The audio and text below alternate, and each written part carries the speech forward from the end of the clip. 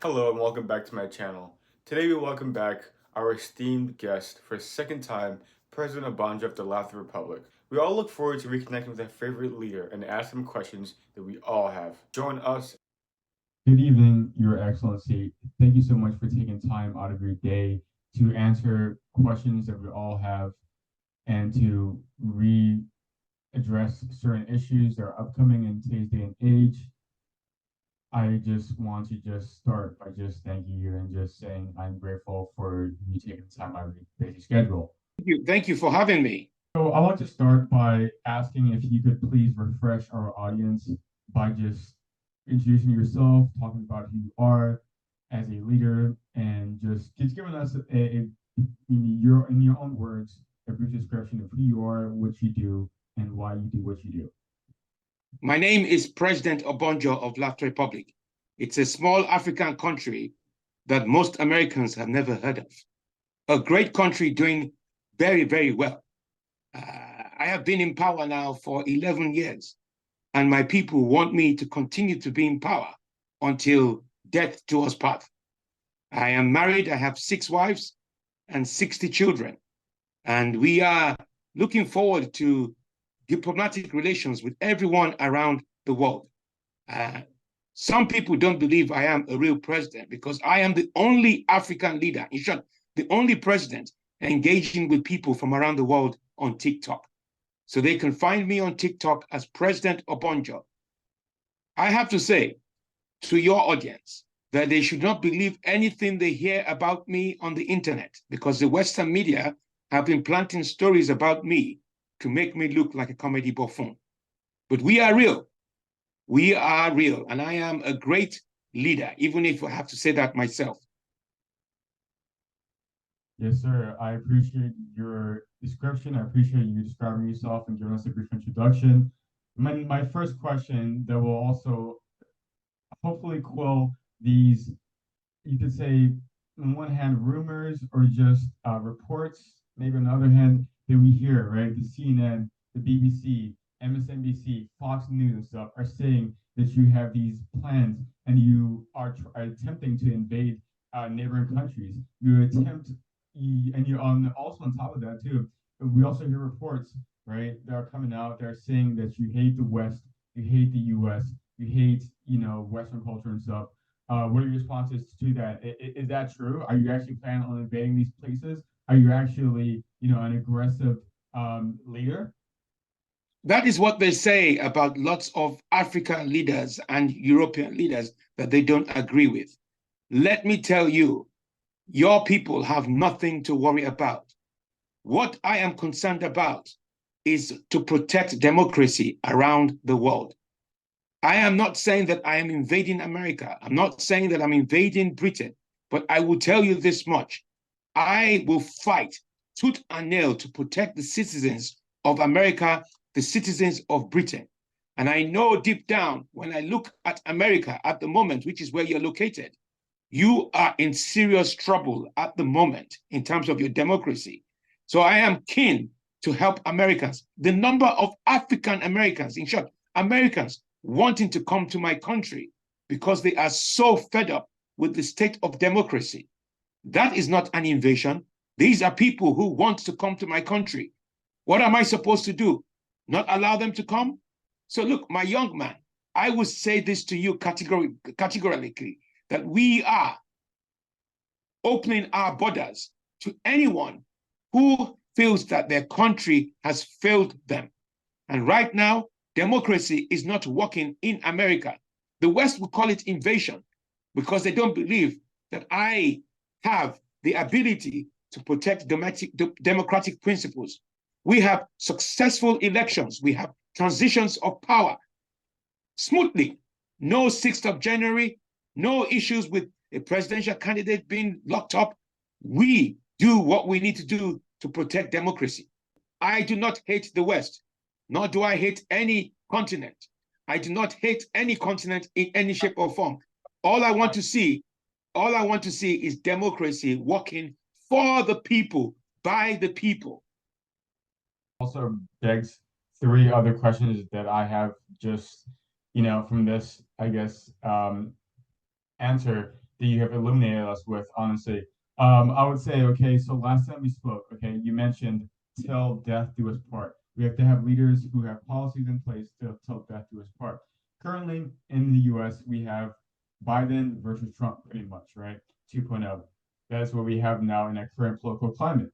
And that's who is going to get power. So do you think that that is till death do us part, or is that just a farce in a lot of ways? Because now we have Biden, we have Trump, and they're our oldest presidents we ever had, and they're just vying for power, trying to take control. And I mean, it's kind of crazy. It's delirious. I mean, what are your thoughts on the current state of American politics, and what can you advise us on as a population?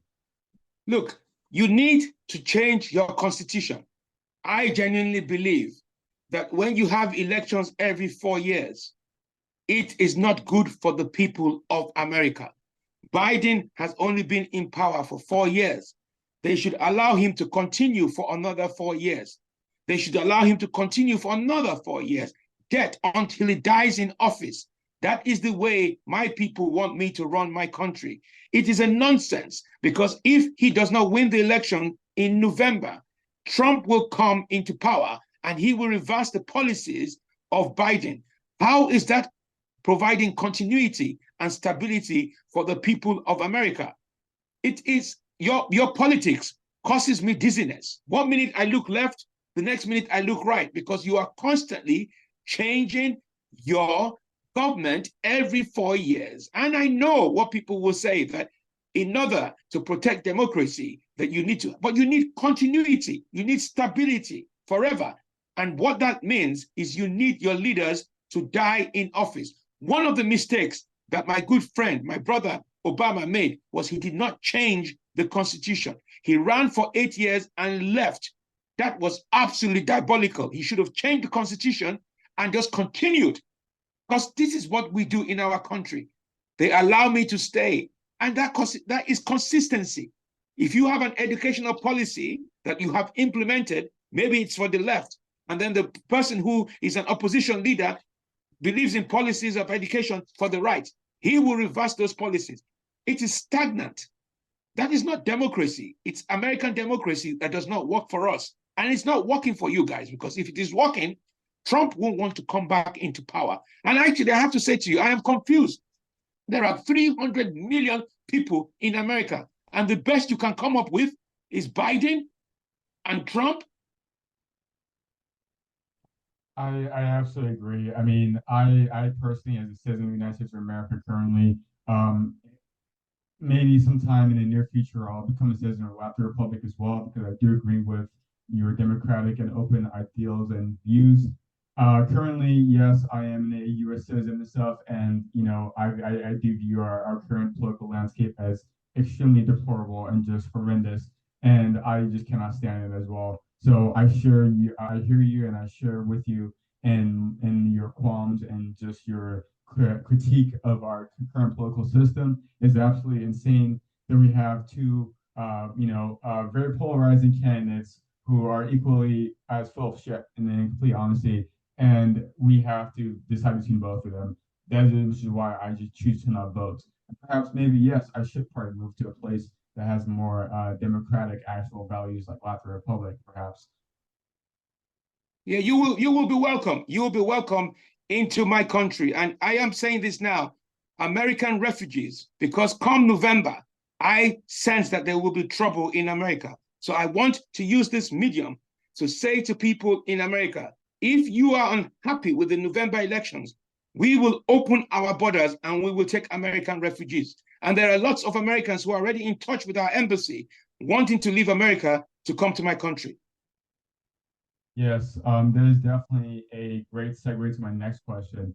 So, what would you say to African Americans, or just even other types of Americans who are, thinking of being refugees and going and immigrating to a more country that accepts the actual true concepts of democracy and actual like being able to do what you want to do? I mean, is there a process? How does it happen? I mean, you did say they'll be accepted, but it's like one thing to say they'll be accepted, but it's like how will that be implemented?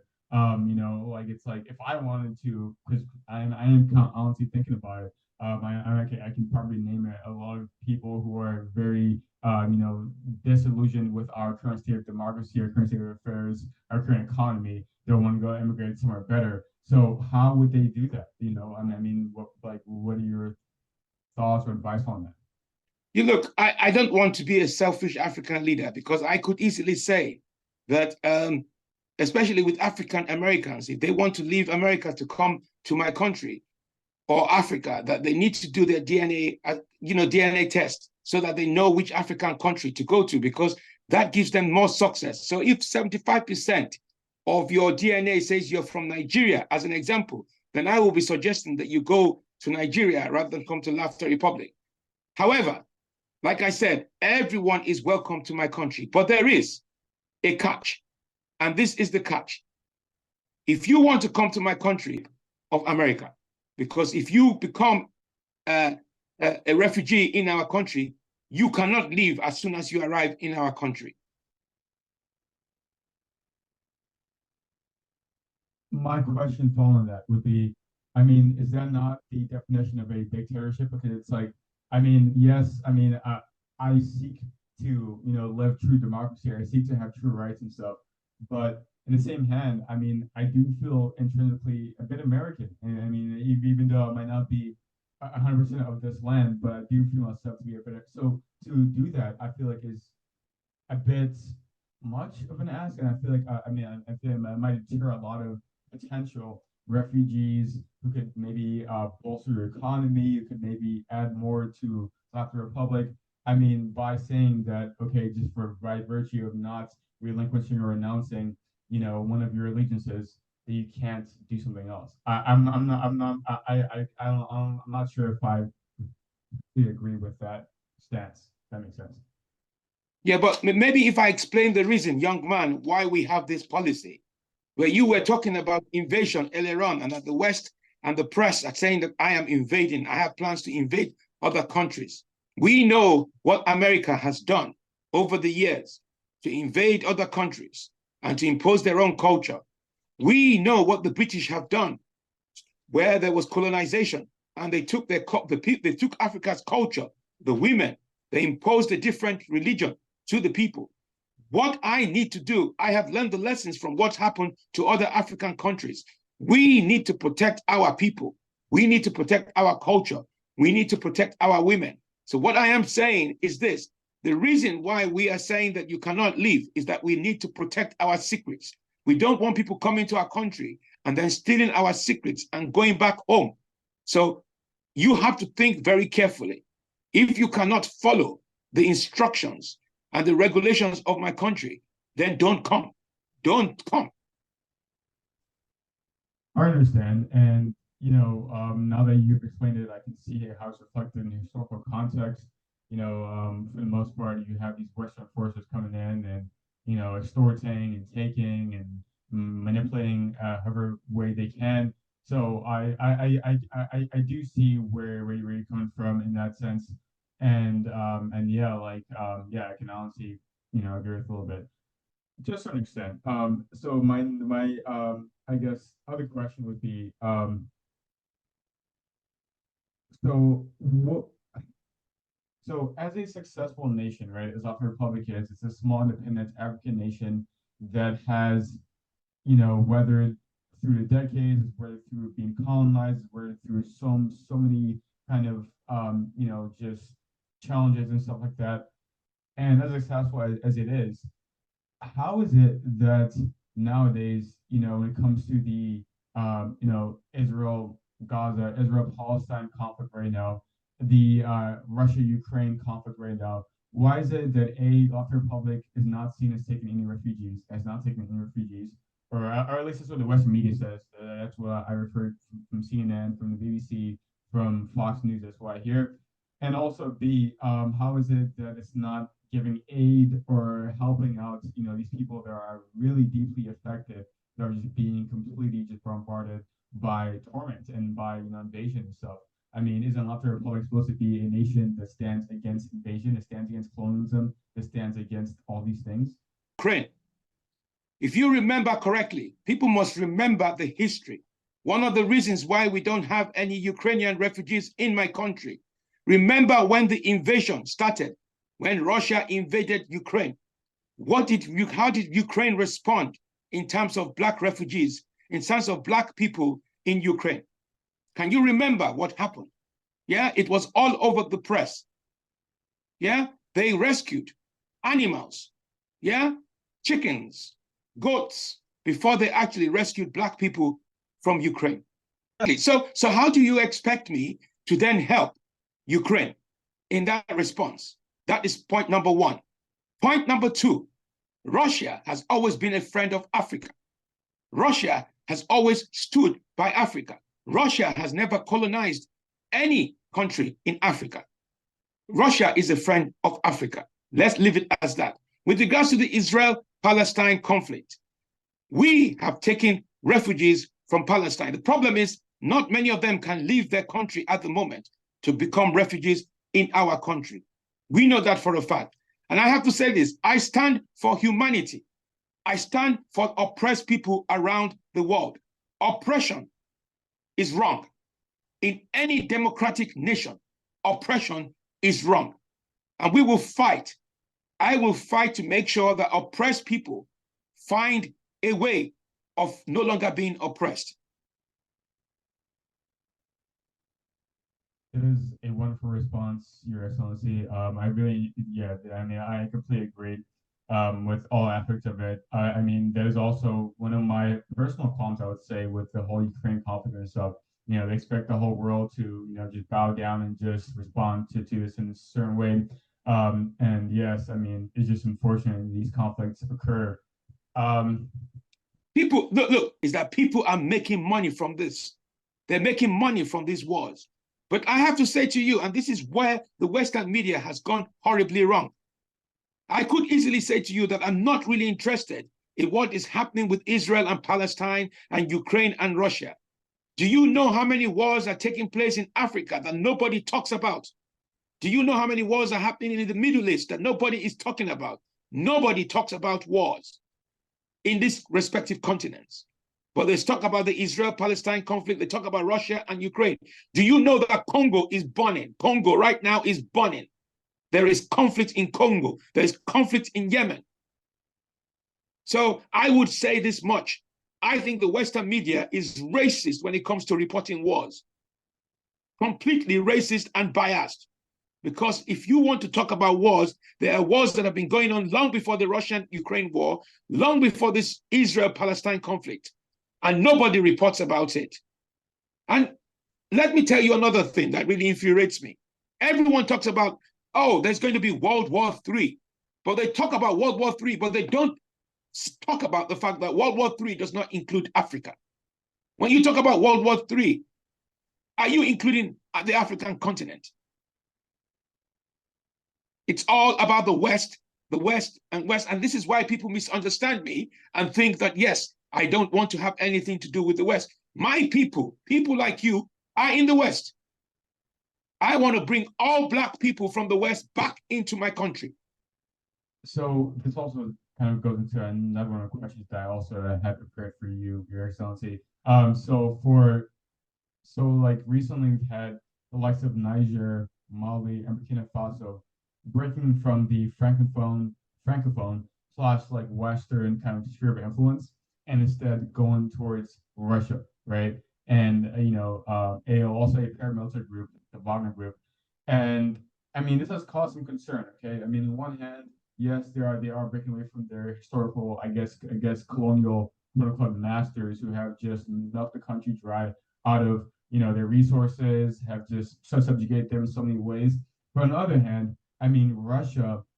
I'm not sure how viable of a, I guess, ally or a friend to Africa that seem. I mean, don't they have their own interests they're trying to exploit? Same that goes with China, right? I mean, China has done so many things. The African Union building in Ethiopia, in Addis Ababa, built by the Chinese, right? And so is that not also like exploiting Africa in another way? Maybe exploiting Africa in a nicer way? Maybe exploiting Africa with a smile? That's the way that I see it. And so I honestly, as it currently stands, I honestly do not know what the or any solution could be. It's like, do you choose a lesser of two evils when they're both evil? I mean, I honestly don't know what the solution is. What are your thoughts, Your Excellency? You are a very articulate young man, because that is my understanding of it as well. Because I genuinely believe that what Africa really needs is for Africa to unite. Right now, at the moment, the umbilical cord between Africa and the West is still very much tied together. We need to cut that cord. I am not really keen that Russia is getting into Africa. I am not keen that China has already invaded Africa through economic means.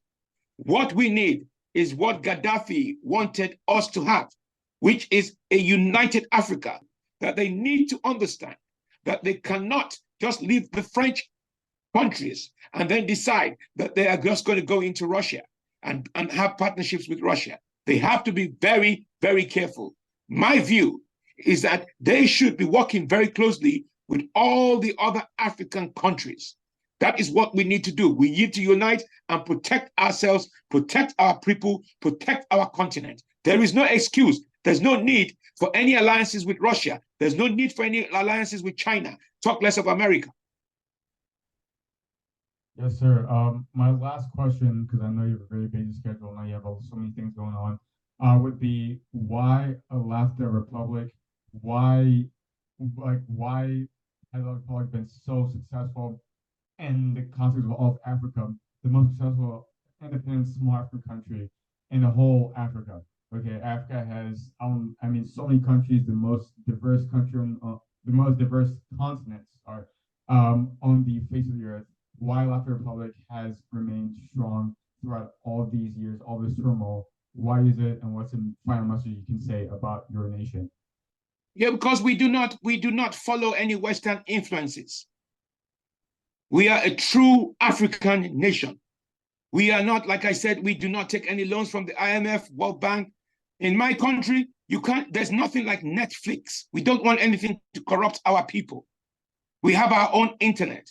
We have our own TikTok.